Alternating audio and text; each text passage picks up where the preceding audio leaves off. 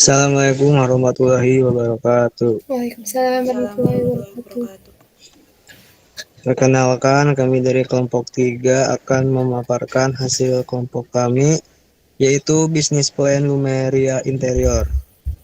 Saya Muhammad Irfan Pauji sebagai moderator. Di sini ada anggota saya, yaitu ada Epiliana Nurhayati dan Ira Puspitasari. Slide.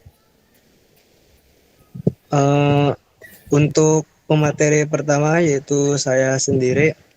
Di sini ada ringkasan eksekutif Lumeria Interior.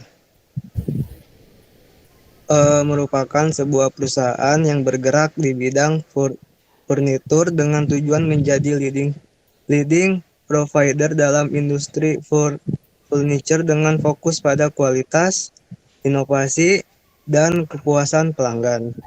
Lumeria Interior menawarkan berbagai produk furniture untuk ruang tamu, kamar tidur, dapur, dan kantor.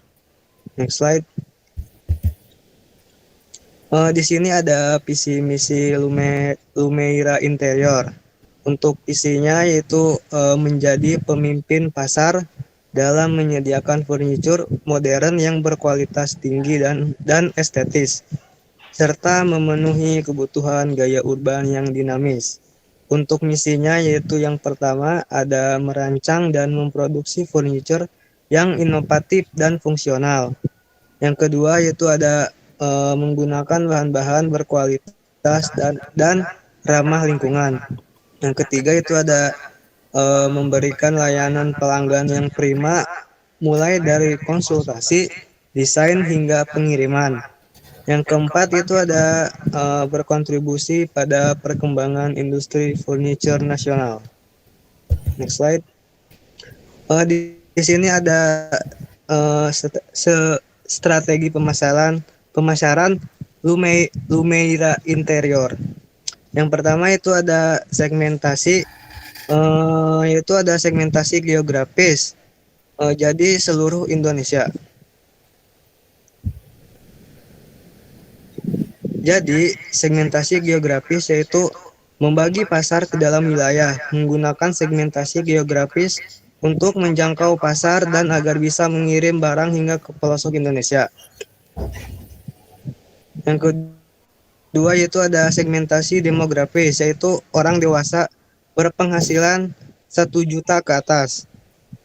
Jadi, segmentasi demografis yaitu membagi pasar menjadi kelompok berdasarkan pada umur, jenis kelamin, pendapatan, pekerjaan, pendidikan, agama, dan lain-lain. Lumeira Interior mensegmenkan orang dewasa dengan pekerjaan apapun dan penghasilan 1 juta ke atas per bulan. Yang ketiga itu ada segmentasi psikografis, yaitu orang yang suka furniture kayu dengan desain modern. Jadi segmentasi psikografis adalah membagi pembeli menjadi kelompok berbeda berdasarkan pada karakteristik sosial, gaya hidup, atau kepribadian. Lumeira Interior mensegmenkan orang yang suka furniture kayu dengan desain klasik modern. Yang keempat itu ada segmentasi perilaku, yaitu individu dan perusahaan yang menyukai furniture fungsional. Jadi, segmentasi perilaku yaitu salah satu jenis segmentasi pasar yang didasarkan pada perilaku konsumen, yaitu cara konsumen berinteraksi dengan produk, layanan, atau brand. Yang kedua itu ada targeting. Lumeira Interior menargetkan seluruh masyarakat Indonesia. Jadi, targeting yaitu suatu tindakan mengevaluasi keaktifan daya tarik setiap segmen pasar dan memilih salah satu atau lebih dari segmen pasar tersebut untuk dimasuki. Lumeira Interior menargetkan seluruh masyarakat Indonesia. Yang ketiga yaitu ada positioning. Lumeira Interior memposisikan produk agar mampu menjadi penyedia furniture yang unggul dan sebagai produk inovasi yang berkualitas. Next slide. Baik untuk pemateri kedua yaitu Ira Puspita Sari. Maaf, ke Epi dulu. Oh, untuk pemateri kedua yaitu Epi. Silakan Epi. Oke, sebelumnya terima kasih kepada moderator. Di sini saya akan memaparkan mengenai rencana pengembangan Lumeria Interior. Rencana pengembangan ini merupakan strategi yang memang harus dilakukan oleh perusahaan yang ingin bisnisnya bertahan lama dan tetap relevan di pasar. Karena tujuan dari rencana pengembangan sendiri yaitu untuk mengarahkan usaha dan sumber daya secara efektif untuk mencapai hasil yang diinginkan.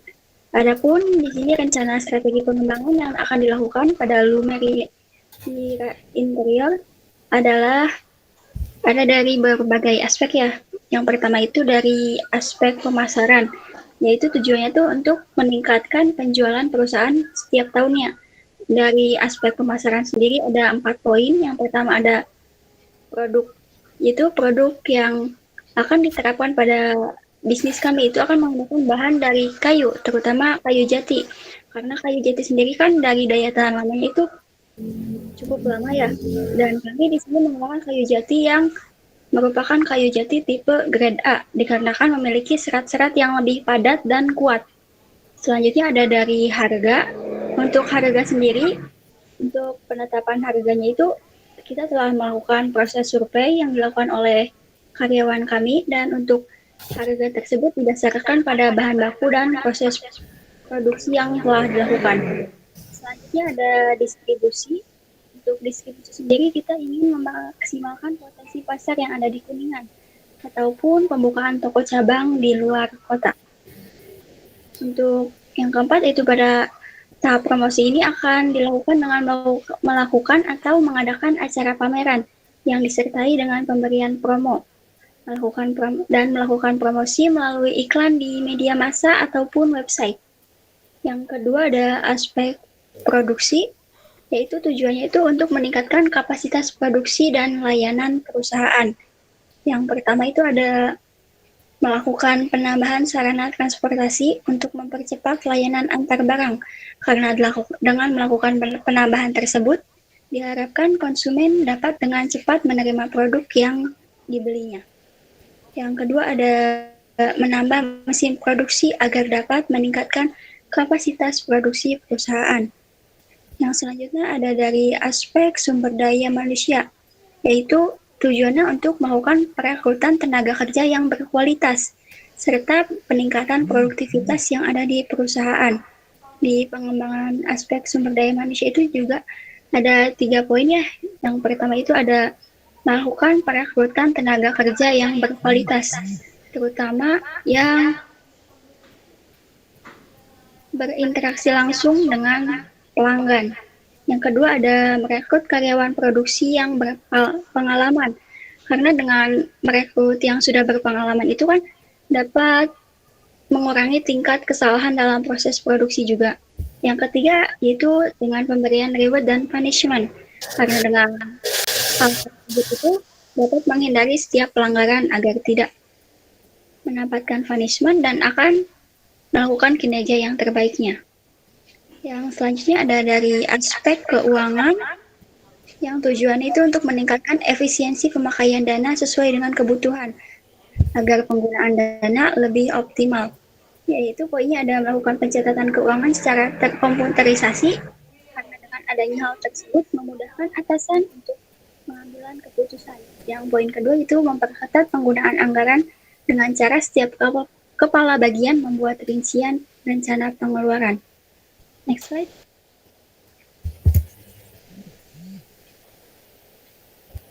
Selanjutnya ada perhitungan rencana bisnis. Di sini biaya investasi yang kita rencanakan itu 330 juta dengan rencana pengembangan tahun pertama 96, tahun kedua 120, dan tahun ketiga 180.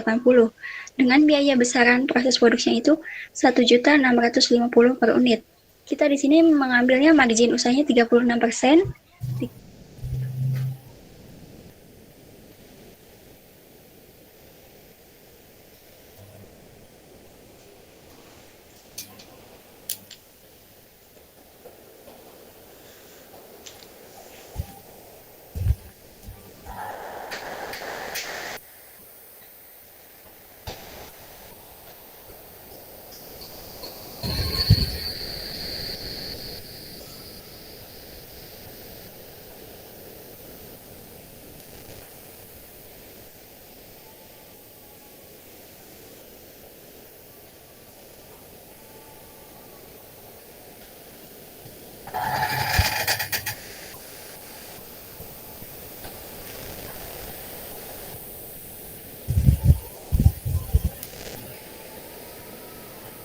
Mohon maaf, tadi ada terkendala sinyal.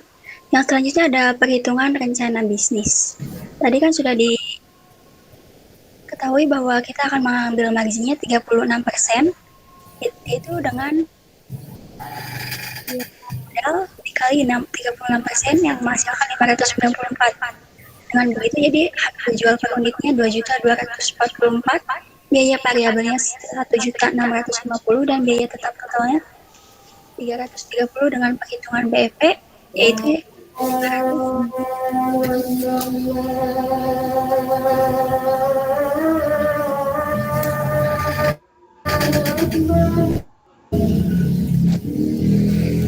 proyeksi permintaan tahun ketiga 180 unit.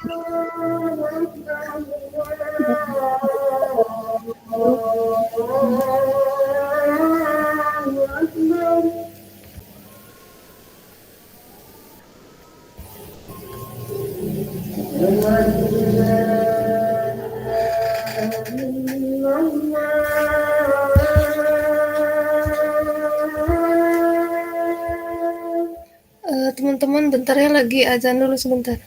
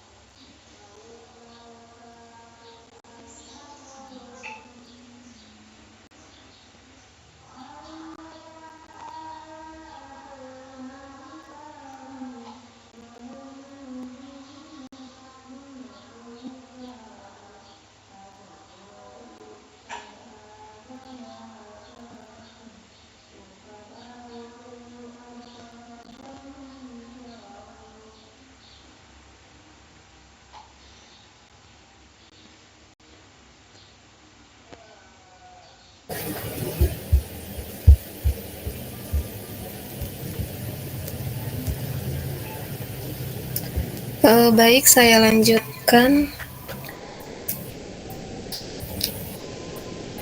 Di sini ada BMC dari Lumera Interior. Yang pertama itu customer segmennya adalah arsitektur atau interior. Jadi arsitektur ini adalah orang yang berfokus pada menciptakan bangunan. Sedangkan desain interior ini orang yang bertujuannya itu untuk memperbaiki fungsional atau kenyamanan di dalam ruangan. Lalu yang kedua adanya pengembangan properti. Pengembangan properti ini bertanggung jawab atas perencanaan, pembangunan, dan juga penjualan proyek. Lalu yang ketiga ada konsumen rumah tangga, yaitu orang-orang yang mereka yang membeli atau menyewa rumah, dan mereka ini sedang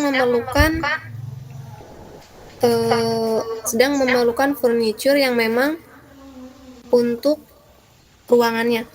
Lalu yang keempat itu ada perusahaan dan kantor yang memerlukan ruang kerja dalam hal furniture-nya. Lalu selanjutnya itu ada value profession.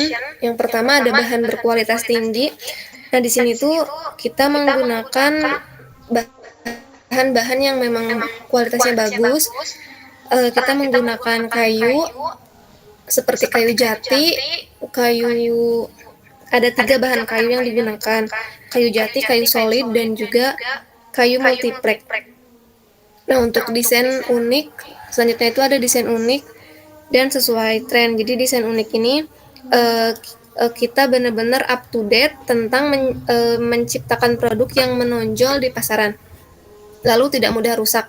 Dengan penggunaan kayu yang berkualitas, tentunya itu membuat barang furniture tidak mudah rusak.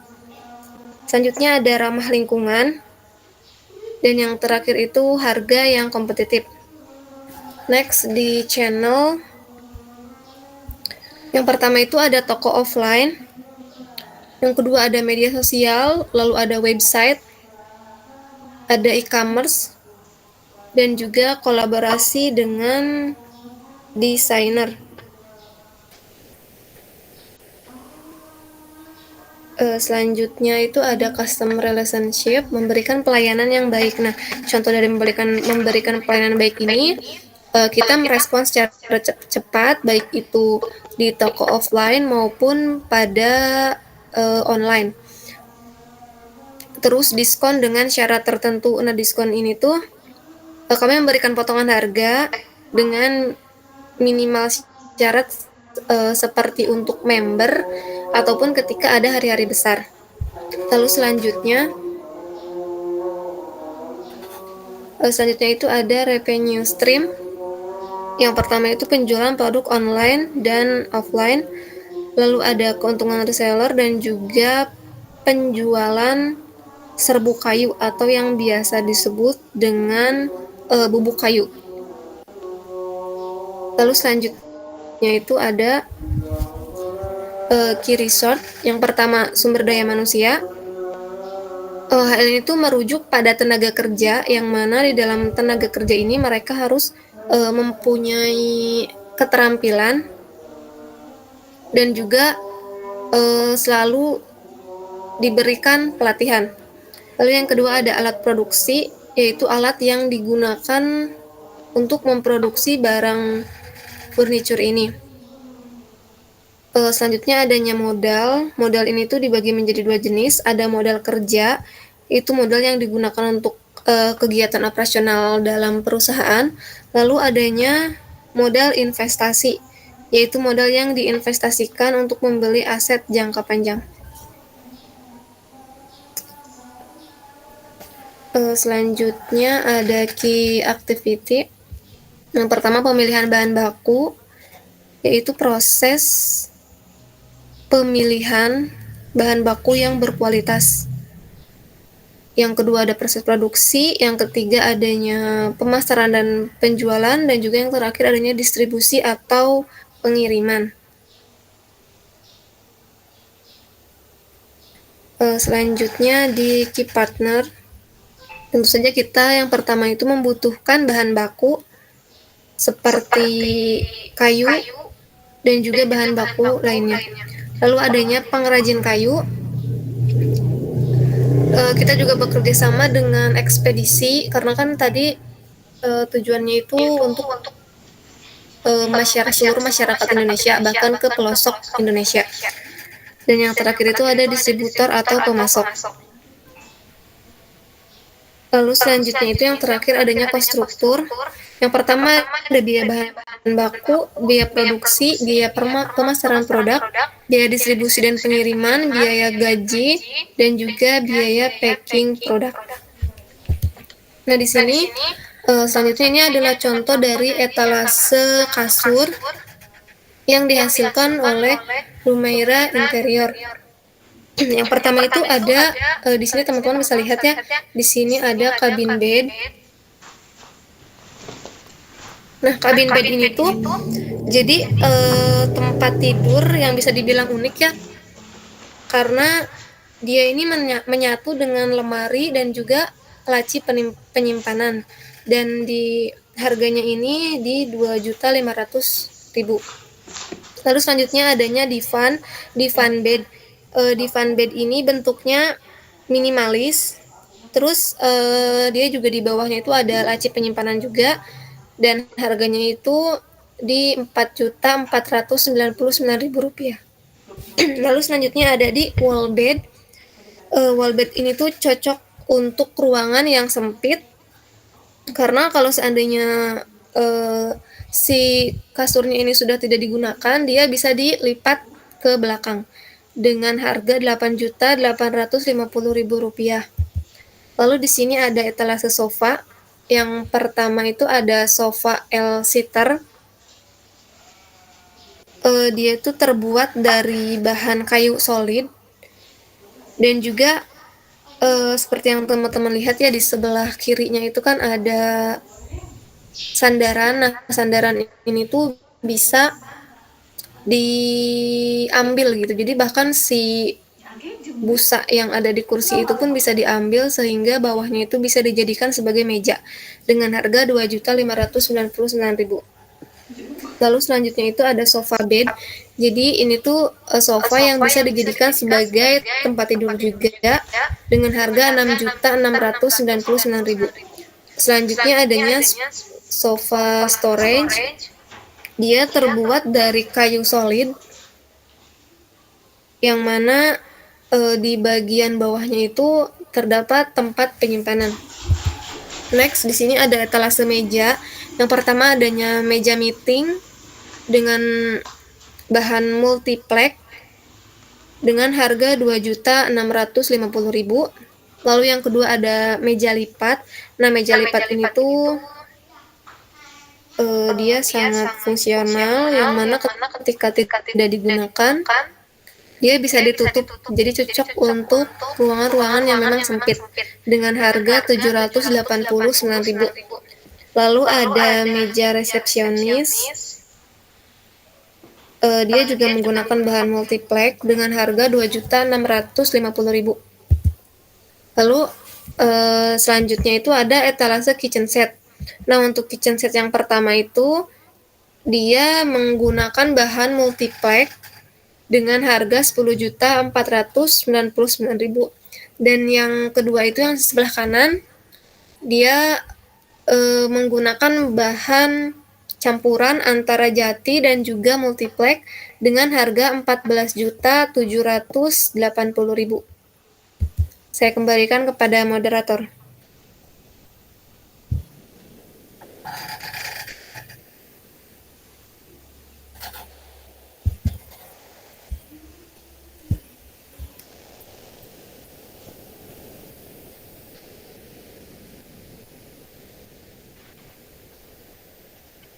Baik, untuk presentasi dari kelompok kami sudah selesai ya.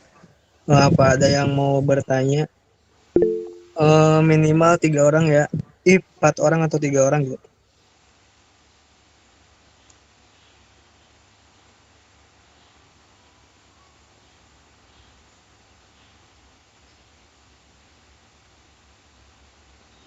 Oke ya, Apni, Intan, Erlangga, Iqmal mau gak Iqmal? Kepencet itu mah kepencet. Oh ya udah tuh. Ya udah, yang bertanya Apni, Intan sama Muhammad Erlangga ya. Baik, untuk Apni silakan. Baik, sebelumnya izin bertanya ya. Tadi kan dalam penyampaian analisis SWOT itu keunggulan dari Lumira Interior ini penggunaan material ramah lingkungan. Nah, material ramah lingkungan seperti apa yang digunakan untuk produksi sehingga bisa membedakan dengan furniture lainnya? Dan apakah secara daya tahannya tetap terjamin walaupun material yang digunakan itu ramah lingkungan? Terima kasih. Terima kasih Apni. Selanjutnya Intan silahkan.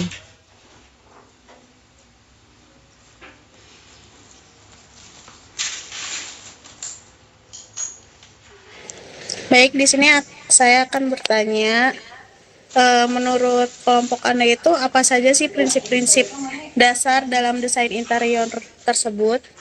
Terima kasih. Baik Intan, terima kasih. Selanjutnya Muhammad Elangga, silahkan. Baik, terima kasih. Izin bertanya, menurut kelompok kalian, bagaimana cara menggabungkan elemen klasik dan modern dalam sebuah satu interior? Baik, terima kasih Muhammad Elangga. Untuk Dini, silahkan. Izin bertanya, bagaimana Lumera menggabungkan keindahan artistik dan kenyamanan dalam desain furnitur yang untuk memenuhi kebutuhan estetika dan fungsi bagi pelanggan modern sekarang ini.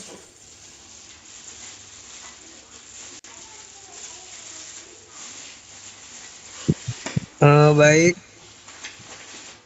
terima kasih yang sudah mau bertanya. Beri kami waktu ya.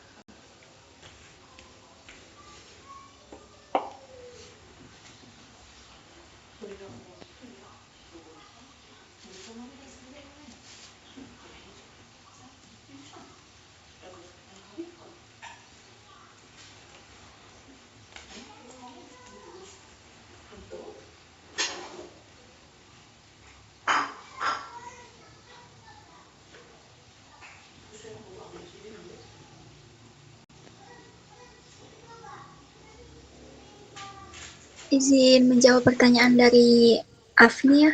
Untuk pertanyaan sendiri kan tadi untuk bisnis Lumera Furniture kami itu kan menggunakan material yang ramah lingkungan. Terus material seperti apa yang digunakannya? Dan apakah terjamin untuk daya tahannya walaupun menggunakan material ramah lingkungan? Untuk jawabannya sendiri, untuk material ramah lingkungan yang kami gunakan itu seperti kayu solid. Kayu solid itu kayak jenis kayu yang diambil langsung dari batang pohon dan tidak melalui proses pengolahan yang kompleks. Contoh dari kayu solid sendiri kayak ada kayu jati, kayu mahoni, ataupun kayu pinus. Ini tuh kayu solid itu dianggap material ramah lingkungan itu karena salah satunya itu dari ketahanan.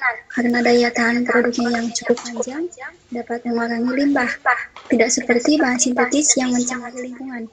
Selain itu, dari proses produksi juga memerlukan sedikit pemrosesan dibandingkan bahan lain, sehingga mengurangi penggunaan energi ataupun bahan kimia. Terus untuk meskipun kita menggunakan material yang ramah lingkungan, banyak diantaranya itu yang memiliki ketahanan yang baik, karena daya tahan produk itu tidak hanya karena untuk daya tahan produk sendiri bisa dijaga itu melalui teknik produksi yang baik dan perlakuan finishing yang tepat tanpa berakibat negatif terhadap aspek lingkungan. Karena selain dari teknik produksi, dan perlakuan finishing, ada juga dari penggunaan teknologi modern yang dapat membantu meningkatkan daya tahannya. Karena dengan pemilihan bahan yang berkualitas tinggi dan proses pembuatan yang cermat itu dapat memastikan bahwa furnitur tidak hanya ramah lingkungan, tetapi juga tahan lama dan fungsional. Bagaimana? Apakah dapat dimengerti? Bisa dimengerti, makasih Epi penjelasannya. Ya, sama-sama. Di sini saya akan menjawab pertanyaan dari Intan. Tadi itu pertanyaannya prinsip-prinsip dasar dalam desain interior ya Intan. Iya, Ira. Jadi tadi sebelumnya lupa tidak tersebut ya. Sebenarnya ada desain interior ini mempunyai prinsip-prinsip. Yang pertama itu adalah prinsip keseimbangan. Jadi keseimbangan ini diperlukan dalam desain interior karena untuk menyebar elemen-elemen dalam ruangan secara merata. Nah, dalam keseimbangan ini sendiri itu ada keseimbangan simetris, asimetris, dan juga radikal. Terus yang kedua itu adanya harmoni atau kesesuaian, yang mana kesesuaian ini tuh mampu menggabungkan elemen-elemen yang berbeda menjadi satu. Lalu selanjutnya itu adanya kontras.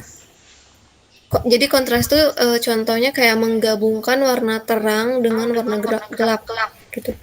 Jadi memperkenalkan elemen yang berbeda untuk menciptakan ketertarikan visual. Terus yang keempat itu adanya fokus, yaitu menentukan titik pusat dalam ruangan untuk menarik perhatian. Contohnya itu seperti warnanya yang mencolok atau desainnya yang memang unik. Selanjutnya juga yang kelima itu ada ruang atau space. Ruang ini kan mengatur elemen dengan mempertimbangkan antara area yang dihuni dan juga area yang kosong.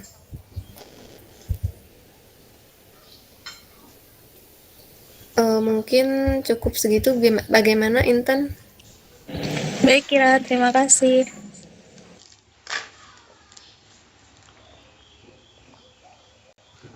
Baik, izin menjawab pertanyaan dari Muhammad Elangga. Bagaimana cara menggabungkan elemen klasik dan modern dalam satu interior? Jadi menurut kelompok kami, menggabungkan elemen klasik dan modern dalam satu desain interior memerlukan keharmonisan antara dua gaya yang berbeda agar ruang tetap terasa seimbang dan kohesif. Jadi salah satu cara untuk mencapai perpaduan ini adalah dengan menetapkan salah satu gaya sebagai elemen dominan, lalu menambahkan sentuhan dari gaya yang lain. Misalnya memilih gaya modern sebagai dasar. Elemen klasik dapat dihadirkan melalui aksesoris seperti cermin berbingkai ukiran atau lampu gantung bergaya antik. Sebaliknya, jika gaya klasik yang dominan, material atau furnitur modern dengan garis-garis bersih dapat menjadi kontras yang menyegarkan. Bagaimana, Erlangga? Baik, terima kasih Irfan. Baik, terima kasih.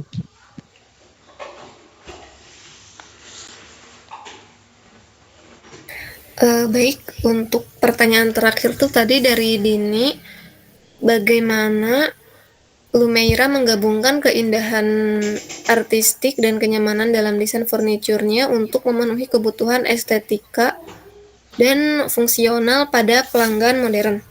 Jadi dalam menghubungkan keindahan antara artistik dan juga kenyamanan itu kan sebenarnya merupakan salah satu tantangan gitu bagi perusahaan furniture. Nah, jadi ada beberapa cara yang dapat menyeimbangkan atau dapat menggabungkan antara estetika dan juga fungsional dalam desain furniture. Yang pertama itu adalah dengan memahami bagaimana kebutuhan pelanggan modern. Karena kan kalau di zaman sekarang ini kebanyakan orang itu membeli barang mereka ingin yang awet. Otomatis awet dan juga ramah lingkungan, otomatis kita kan berarti harus menyediakan produk atau material yang memang berkualitas. Seperti tadi kita menggunakan kayu solid, kayu jati, dan juga kayu multiflake karena kayu-kayu tersebut itu dia kuat dan juga anti jamur.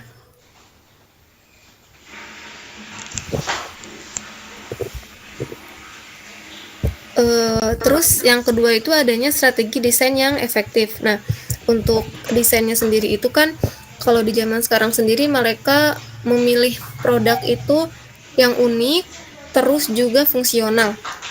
Bagaimana itu merupakan tantangan bagi kita juga, bagaimana caranya memposisikan antara bentuk dan proporsi, lalu antara menggabungkan antara material, tekstur, dan juga warna.